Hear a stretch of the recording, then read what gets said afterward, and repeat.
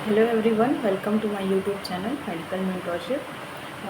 आज हम लोग देखते हैं कि एंटीबायोटिक सेंसिटिविटी टेस्ट होता है, जिसको सस्पेक्टिविटी टेस्ट भी बोलते हैं। तो ये एंटीबायोटिक सेंसिटिविटी टेस्ट क्या होता है, इस टेस्ट को कैसे परफॉर्म करते हैं, इसके क्या क्या बेनिफिट्स होते हैं कि ये टेस्ट क्यों परफॉर्म किया जाता है। सबसे पहले तो ये जान लीजिए कि एंटीबायोटिक सेंसिटिविटी टेस्ट ये माइक्रोबायोलॉजी डिपार्टमेंट का एक बहुत इम्पॉर्टेंट टेस्ट होता है। इस टेस्ट में क्या होता है कि हम बहुत सारे एंटीबायोटिक को टेस्ट करते हैं कि हमारे या किसी पेशेंट में अगर कोई बैक्टीरिया ग्रोथ हुआ है तो वो बैक्टीरिया के लिए कौन सा एंटीबायोटिक हाईली सेंसिटिव होगा। सेंसिटिव होने का मतलब कि वो उस माइक्रो ऑर्गेनिज्म को किल करने में एबल होता है। जितना ज़्यादा एबल होता है उसको उतना ही ज़्यादा सेंसिटिव बोला जाता है। और अगर वो माइक्रो ऑर्गेनिज्म को किल नहीं कर पा रहा है तो उसको हम बोलते हैं रेजिस्टेंस। दैट मीन्स वो कोई वर्क नहीं कर रहा है। तो यहाँ पे हम क्या करते हैं, सबसे पहले तो ये जो कल्चर एंड सेंसिटिविटी है ये दोनों हमेशा साथ में परफॉर्म किया जाता है कि CNS जिसको बोलते हैं, कल्चर एंड सेंसिटिविटी। तो सबसे पहले इसमें क्या होता है कि आपको एक कल्चर कराना है। जैसे इम्पॉर्टेंटली ये यूज़ करते हैं ब्लड के लिए यूज़ करते हैं, ब्लड सैंपल्स के लिए, ब्लड कल्चर के लिए हो गया, यूरिन कल्चर के लिए हो गया, पस कल्चर के लिए हो गया। ऐसे किसी भी सैंपल के लिए आप यूज़ कर सकते हैं। सबसे पहले तो होता है इसमें ये है कि इसमें आपको रिक्वायर्ड होता है अगार। हम लोग इसमें अगार यूज़ करते हैं। तो सबसे पहले तो इसमें जो अगार यूज़ होता है ये होता है म्यूलन हिल्टन अगार। ये आपको एक अगार मिलेगा, इसको बोलते हैं म्यूलर हिल्टन अगार।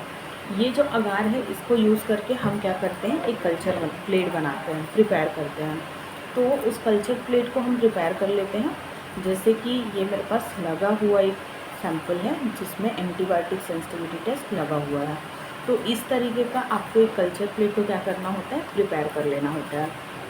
जब ये कल्चर प्लेट प्रिपेयर हो जाएगा, कल्चर प्लेट प्रिपरेशन के बाद नेक्स्ट स्टेप आपका होता है कि आप इसमें कल्चरिंग करेंगे। मतलब आप सैंपल लेंगे, सैंपल को इनॉकुलेट इसमें कर देंगे। सैंपल इनॉकुलेट करने के बाद क्या करना है, आपको लेना है डिस्क। ये जो छोटे छोटे आपको दिख रहे हैं ये एंटीबायोटिक डिस्क होता है। तो ये एंटीबायोटिक डिस्क जो है वो पहले से प्रिपेयर्ड आते हैं। तो उस एंटीबायोटिक डिस्क को आपको लेना है और क्या करना है, ऐसे जैसे ये गैप में लगे हुए हैं ऐसे एक डिस्टेंस देकर उनको लगा देना होता है। लगाने के बाद क्या करना है, इसको हमको करा देना है इंक्यूबेशन। इंक्यूबेशन में जब रखेंगे तो क्या होगा, बैक्टीरिया ग्रोथ होगा। जो भी सैंपल से हमने लिया होगा तो वो सैंपल वाले बैक्टीरिया ग्रोथ होंगे। अब जब ग्रोथ होता है तो क्या होता है, एंटीबायोटिक उस माइक्रो ऑर्गेनिज्म को किल करने में एबल होगा। जो भी एंटीबायोटिक वो क्या करता है, उसमें बनाता है जोन ऑफ इनहिबिशन।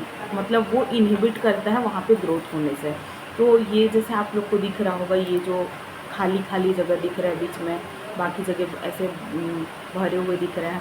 तो ये जो खाली जगह जो है इसको हम बोलते हैं जोन ऑफ इनहिबिशन।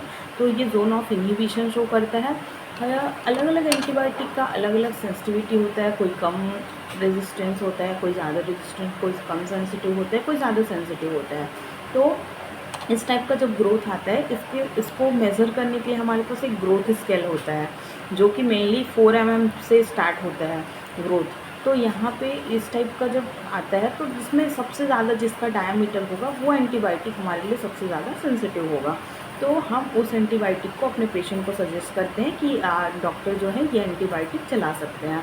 तो ये जो है ये एक्सपेरिमेंट करने से एक बहुत बेटर तरीका है। और आज जो हम देख रहे हैं कि डॉक्टर्स कोई भी एंटीबायोटिक लिख के दे देते हैं, कल के डेट में ऐसा नहीं होने वाला है। सबसे ज़्यादा यूज़ किया जाने वाला टेस्ट रहेगा कल्चर एंड सेंसिटिविटी। जब तक कोई एंटीबायोटिक को पेशेंट में इन विट्रो टेस्ट नहीं किया जाएगा तब तक उसको इन विवो अप्लाई नहीं किया जाएगा।